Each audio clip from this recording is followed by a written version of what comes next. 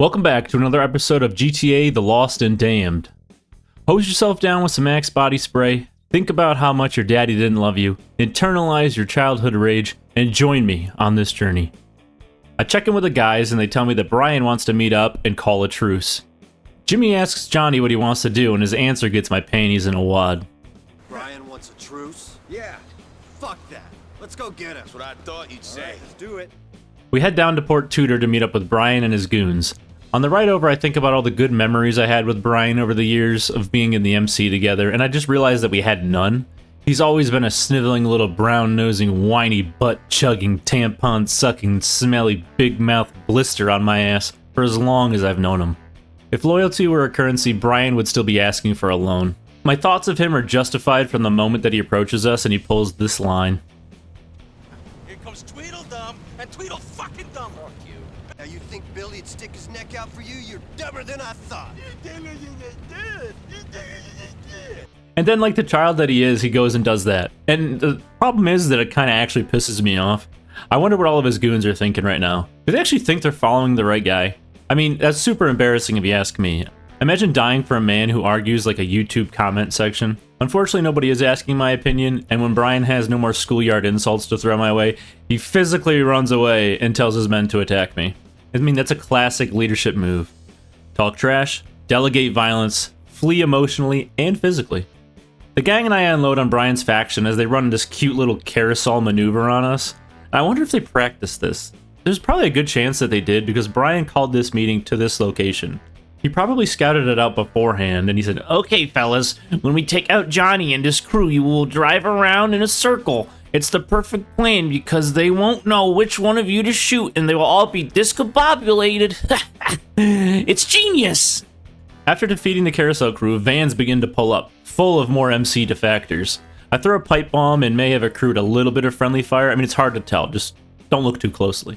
I then use my automatic shotgun to absolutely level the oncoming vehicles, causing one of them to crash into some boxes and conveniently stop in front of a propane tank, which I expertly shoot through the windows of the van. Michael Bay just got a nosebleed and he doesn't know why. It's kind of amazing how many members are attacking us right now. I personally have probably killed like 20 guys and they're just still coming. The most incredible part of it all is that they aren't changing their strategy either. They're just riding right into my shotgun barrel and sucking on lead. I admired their confidence, just not their intelligence. After taking out the last vehicle, men start climbing over the walls like zombies from World War Z. The funny part about climbing a wall is that you can't shoot while you're doing it, but you can sure get shot. Evolution really missed these guys. Brian's guys finally wise up to the fact that they can't defeat the four of us, and they choose to ride away. Being the bloodthirsty psycho that I am, I chase them down and end them. This part of the mission is actually pretty cool because there's a lot of moving vehicles around the port, which makes it kind of feel like a functioning area. Nothing says immersive environment like forklifts minding their business during a massacre. I mean, you can tell that the forklift operator has a union break in 10 minutes and he's not going to get involved. Getting an open casket. So long, you backstabbing Judas prick. I meet up with Jim and just ensure that we're all good. I express how upset I am that we didn't get Brian, but it's good to know that we have each other's backs. Jim says something about having sex with a cheeseburger and then rides off. I mean, Jim is a poet of our generation. A greasy, disturbed poet. Later on that night, I get a call from Jimmy and he wants me to come see him. We meet up with Ray Bocchino, the local Italian stereotype, and he tells me that he wants to help us with our Brian problem. I got a boss who's a paranoid wreck, and I got a guy above me in the food chain with a brain like an overcooked artichoke. Things are great. Yeah? Sounds like shit to me, but whatever. When I ask him how he heard about our problems, Ray hits me with this line. Now, where'd you hear that from? From Ashley. You friends with Ashley? Everybody's friends with Ashley, tough guy. You know, she's a good kid and all. A little messed up, but, you know, she needed a friend. I do my best to ignore the imagery Ray just planted in my head, but I can't help but picture him and Ashley all tangled up like a tumbleweed, smoking crystal, and rolling around in a bathtub full of marinara. From the few words that Ray says that actually get through those vile images in my head, it just seems like he talked to Brian recently, and for some reason he knows all about us now. Billy's on the inside. I need a steady flow of merchandise. So it's in my interest to see that you boys calm things down. End this little squabble and get back to work. I'll see you later. The good thing about this is that Ray is smart enough to know that Brian's a lost cause, so he rats on his location for us so we can go confront him. Usually snitches get stitches, but sometimes they get convenient plot progression. The boys and I discuss what we're going to do about Brian, and Johnny decides to go see him, not knowing exactly what he's going to do, which is Johnny's entire leadership philosophy. On the ride over, I pass by this little Italian joint that catches my eye. The sign speaks to my soul like nothing ever has before, and even though I have an extremely important mission to attend to, I can't help but stop and observe it in all of its glory. I notice that the sign on the door says open, so I try to go in for a slice of authentic Italian pie. But the bastard owner locked the door. I can smell the pepperoni, buddy. I know it's in there. I try to get in through the apartment door on the side of the building, but they also locked that. I mean, good for them though on that one. It would have been a little weird if they left that door open, but then closed the store. So, unfortunately now, I'm a little frustrated, hangry, if you will, and I need to clear my mind before going to see Brian. So I steal a car and attempt to employ some women for the night. According to 0 out of 10 doctors, this is considered a healthy coping mechanism. They should repair the fucking sidewalks.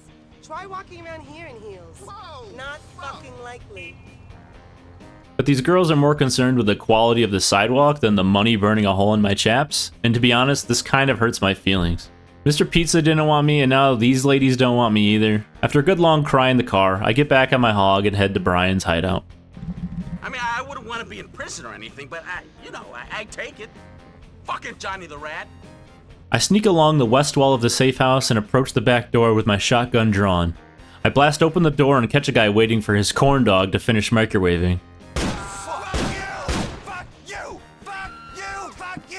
I take him out calmly and professionally. I move through the building like the Terminator and take down the rest of the crew that's waiting inside. I turn them and the entire building into Swiss cheese with my favorite shotgun. You're mine, you weasel! Fuck you! Let me just look at your face for a second. Brian, you little bitch! Come out to play! After defeating all of his guards, I confront Brian. Please. I'm sorry, please. Come on! For once, do not be a bitch! You've got to take it like a man!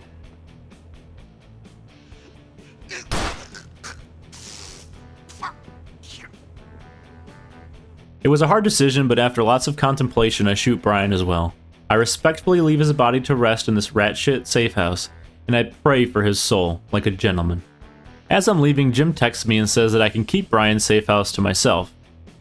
And seeing as I don't have any traumatic memories tied to it, and it's so nice and cozy, I just think that this is a wonderful idea. So I go back inside, rest my tired little eyes for the night, and dream of all the fun things I did over the last 2 days.